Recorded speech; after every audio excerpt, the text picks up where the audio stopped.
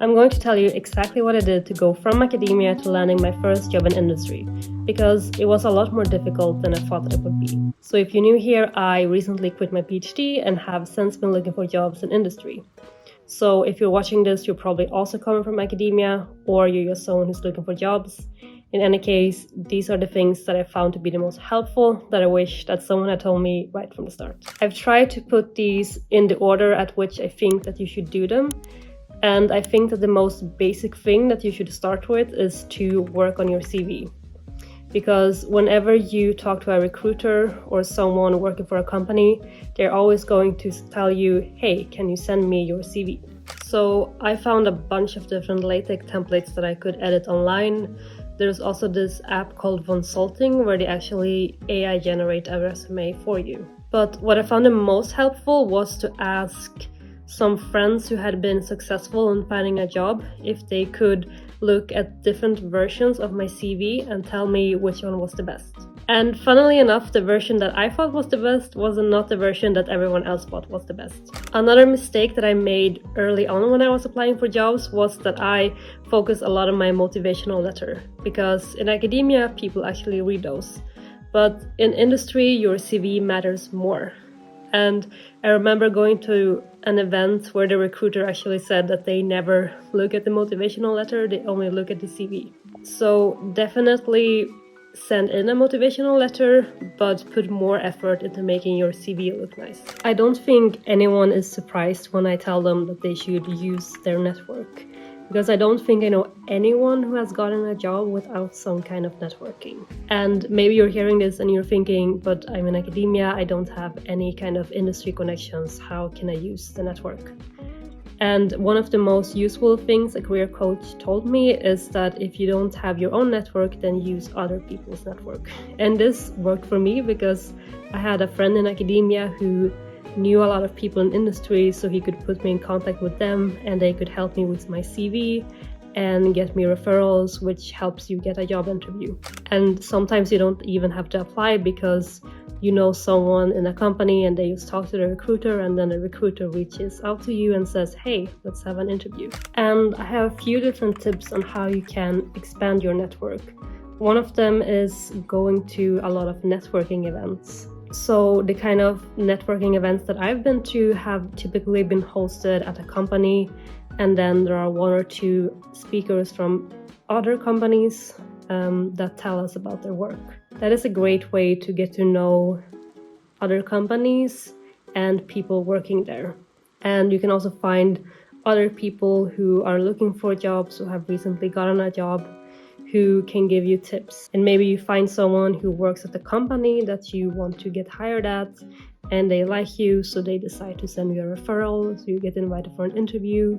Another thing that I found super helpful was talking to other people who had also made a jump. They had been in academia and then looked for jobs for a long time and finally found something, because they could tell me their experience, the mistakes that I should avoid, just like what I'm telling you right now. Before we continue, I want to share with you a tool that I've been trying out lately that's perfect for students, researchers, or anyone who deals with a lot of documents regularly. It's called UPDF, and it's a powerful PDF editor available on Mac and Windows. With UPDF, you can quickly edit text, images, and even links right inside your PDF. And they also have a huge amount of formats that you can export your edited PDF into. One cool feature is the OCR, which stands for Optical Character Recognition. This means that you can take a scanned PDF and turn it into an editable, searchable document. This is perfect when you're dealing with older papers and reports that you can't normally edit. All you need to do is upload a scanned document and click the OCR feature on the right bar. You can select language, resolution, and number of pages, and UPDF will transform this into a searchable document that you can easily interact with and edit.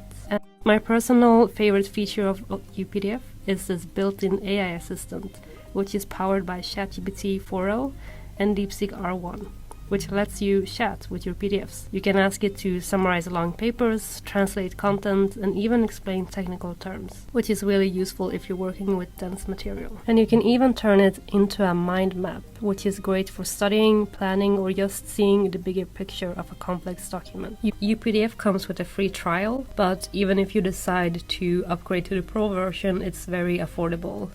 just 1/6 of some other PDF editors. So if you work with PDFs regularly, I definitely recommend giving UPDF a try. You can check it out at updf.com, and if you decide to get it, I even have a special discount, which I'll link in the description below. On the topic of networking, I would also recommend everyone to try to find a sort of job searching buddy. And I know this probably doesn't apply to everyone, but for me it was extremely helpful because I had a friend who was also going from academia looking for her first industry job, and we could go to all of these networking events together, and we could give each other advice and send jobs to each other that we had applied for. So I think it would have been a lot harder for me to find a job without her, and I never felt that she was my competitor or anything. I just felt like we could support each other through this process. So if you can find some kind of friend who can give you encouragement as you are looking for jobs, that helps immensely. So my last few tips are a bit more mindset oriented, because when you start to look for jobs in industry coming from academia, it's very easy to think, how can me working on black hole physics be applied to a field like finance? But actually, the skills that you gain in academia are highly valuable in industry, because also in industry you need to be able to communicate clearly, you need to be able to deal with ambiguity, and analytical and coding skills are highly sought after. So you just need to be able to communicate what your skills are and how they can be applied to a job in industry. I think it's also very important to have a clear story, one that outlines your background, why you're not pursuing jobs in academia, and why you're interested in that specific company. So, for example, I could say something like, I specialized in machine learning for physics application, and while I really enjoy the work, I don't want to relocate internationally for the job. So now I'm looking for something that offers a similar challenge and is intellectually stimulating, something that I find genuinely interesting, which is why I'm applying for this role of machine learning engineer at your company. Having a story makes it easier for the recruiter to connect your CV and your motivation and picture you more clearly in the company. So I think this video is becoming long enough, so I'm going to try to wrap it up. Before leaving, I want to say that finding a job takes a long time. That's why people work as career coaches and whatnot, because finding a job is a job in itself. So don't feel bad if you think that it's taking you a long time. I know some people who found a job immediately. I know some people who it's taken 5 years to find a job in industry after academia. Because it's really not straightforward to navigate the job market and understanding what kind of questions they ask you in interviews. I could probably make a part 2 or part 3 of this video if people found it helpful. Write in the comments. Until then, I will see you if you choose to watch another video from me. Bye!